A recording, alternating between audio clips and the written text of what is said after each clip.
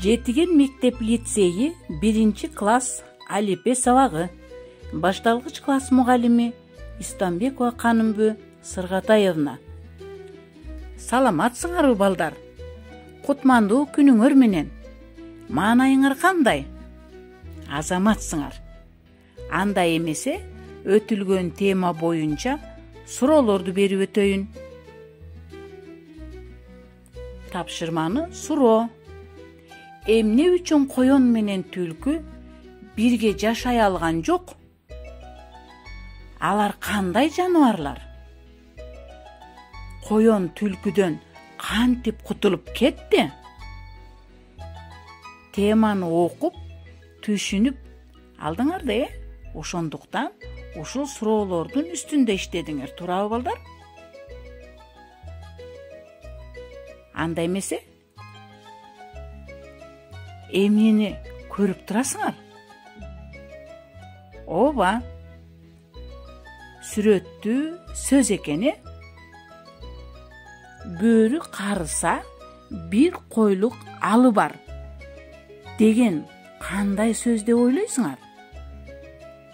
Албетте, макал. Анда бул сөздүн маанисин кандай түшүнөсүңөр? Демек, билимдүү балдар жана кыздар карыган мезгилде да ошол билимдүүлүгүн жоготпой кеңеш бере алат экен. Көрдүңөрбү? Карыган мезгилде дагы ошол билимдүүлүгү өзүндө сакталып, азыркы жаштарга өзүнүн билимин, акыл насаатын дагы да болсо айта бермекчи экен. Анда эмесе, кийинки сүрөткө көңүл бөлөбүз. Дарак, бул жөнүндө кандай макал билесиңер? Анда эмесе, окуп көрөлү. Жалгыз дарак токой болбойт. Бул макалдын мааниси кандай деп ойлойсуңар? Ооба, эч качан жалгыз адам көбөйбөйт. Жана жасаган иши, эмгеги арбыбайт, алдыга жылбайт дегенди түшүндүрөт экен. Демек, бүгүнкү турган темабыз эмне деп аталмакчы? Бүгүнкү турган темабыз сөздүн көркү макалда. Теманы өтөрдөн мурун макал жөнүндө кыскача маалымат берип өтөйүн. Макал адамдардын көп жылдардан бери келе жаткан бир нече сүйлөмдө ойду бүтүрө айткан, тарбиялоо максатында колдонулган чыгармалар болуп эсептелет. Макал элдин турмуш тажрыйбаларынан келип чыккан, элдик ооз-эки чыгармаларда өтө кеңири колдонулат. Макал кыска, насаат маанайда айтылган акыл эстин жыйындысы болуп эсептелет. Макал дайыма бизге кеңеш берет, акыл эске үйрөтөт экен. Туурабы балдар? Жогорудагы окулган макалдын маанисин түшүндүңөр да, ошол сыяктуу бардык макалдардын маанисин чечмелөөгө үйрөнөт экенбиз. Теманы өтөрдөн мурун адаттыбызча сабагыбызга максат коюп алалы. Сабактын максаты. Макал жөнүндө түшүнүп, адабий тилде сүйлөөгө машыгабыз. Макалды түшүнүү менен кебибизде колдоно билебиз. Ошондой эле акылдуу, элпек, эмгекчил болууга үйрөнөбүз. Балдар? Биз макалды окуп жатканда бизге тааныш эмес сөздөр кездешет. Ошондуктан сөздүк жумуш жүргүзүп алалы. Сөздүк жумушка көңүл буралы. Сөздүк жумуш. Даңктуу, элпек жана тентек деген сөздөр кездешет. Бул сөздөрдүн маанисин силер кандай түшүнөсүңөр? Анда эмесе көңүл буруп түшүнүп алалы. Даңктуу, белгилүү, башкача айтканда элге эмгеги менен таанылган адамды билдирет экен. Эмгегинен баар тапкан даңктуу адамдарды айтат экенбиз. Ал эми элпек бул тил алчаак. Башкача айтканда сөздү дароо так, туура аткарган ыймандуу адамдарды айтат экенбиз. Тентек. Тентек деген сөздүн мааниси шок. Башкача айтканда тил албас, бардык жумушту тескери жасаган балдар, кыздарды айтат экенбиз. Туурабы балдар? Тентектер ошентишет да, эч кандай жумушту аткарбайт, тил албайт, Анда эмесе китебиңердин 80 бетин ачып, көңүл коюп отурабыз. Мен силерге теманы окуп берейин. Тема: сөздүн көркү макалда. Алтын жерден чыгат, баатыр элден чыгат.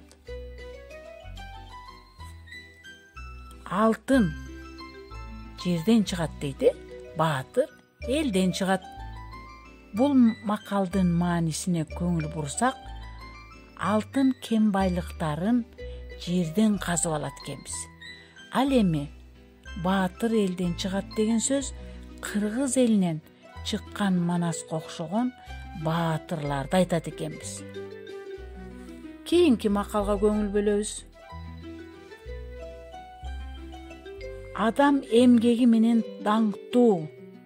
Демек, бул макалды мааниси чечмелей турган болсок, кыргыз элинен чыккан залкар жазуучубуз Чыңгыз Айтматов агайыбыз эмгегинин негизинде кыргызды бүт дүйнөгө тааныткан Чыңгыз Айтматовго окшогон көптөгөн улуу ишмер адамдар бар.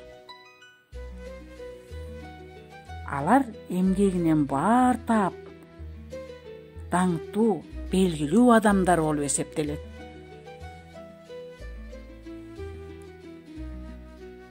Бул сүрөт кийинки окула турган макалдардын бардыгына тиешелүү.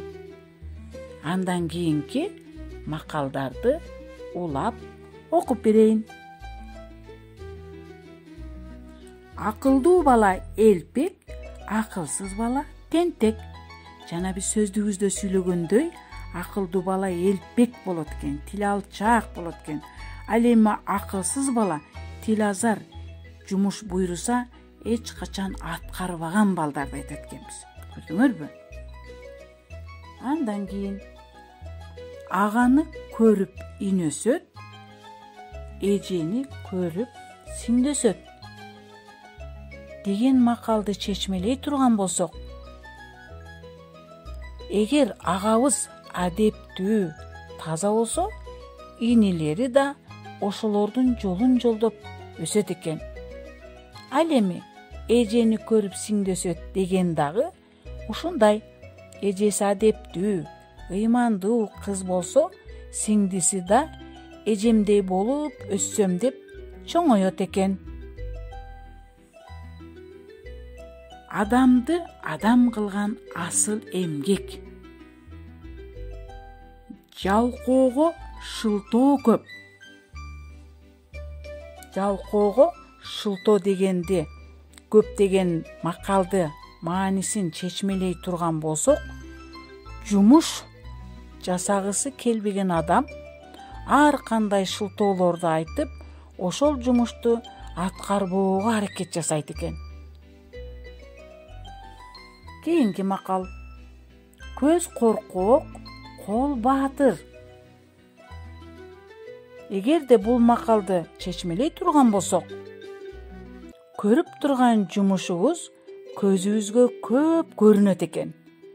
Жасай келгенде билген адамга жеңил болот экен.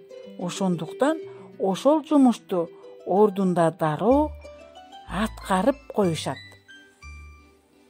Эр эмгегин жер жебейт. Дыйкан канчалык эмгектенип жер иштетсе, күзүндө эмгегин жер жебестен кайтарып мол түшүм берет экен. Ким эмгекти сүйсө, аны ден соолук сүйөт. Көрдүңөрбү? Демек, ким эмгекти сүйсө, ден соолугубуз чың болот экен. Таза аба жуткун келсе, эрте тур. Таза өмүр сүргүң келсе, эмгек кыл. Туурабы? Эгерде таза аба менен дем алагыбыз келсе, эрте турушубуз керек экен. Узак өмүр сүргүбүз келсе, эмгек кылышыбыз керек экен. Көрдүңөрбү? Кыргыз эли эл-ертен эле нускалуу, насаат сөздөрү менен балдарын, кыздарын тарбиялап келишкен экен. Ар бир макалдын маанисине түшүндүңөр да, Анда эмесе сабагыбызды жыйынтыктап алалы. Жыйынтыктоо. Макал деп эмнени айтабыз? Ар бир макал эмнеге тарбиялап жатат? Адамды адам кылган асыл эмгек деген макалдын маанисин чечмелегилечи. Суроолор түшүнүктүү болду, Суроолорго түшүнүү менен жыйынтык чыгарып алсак болот. Андан кийин тапшырма алып алалы. Тапшырма. Макалдарды окуп, маанисин чечмеленишине өз оюңар менен үй-бүлө мүчөлөрүнө айтып берсеңер болот.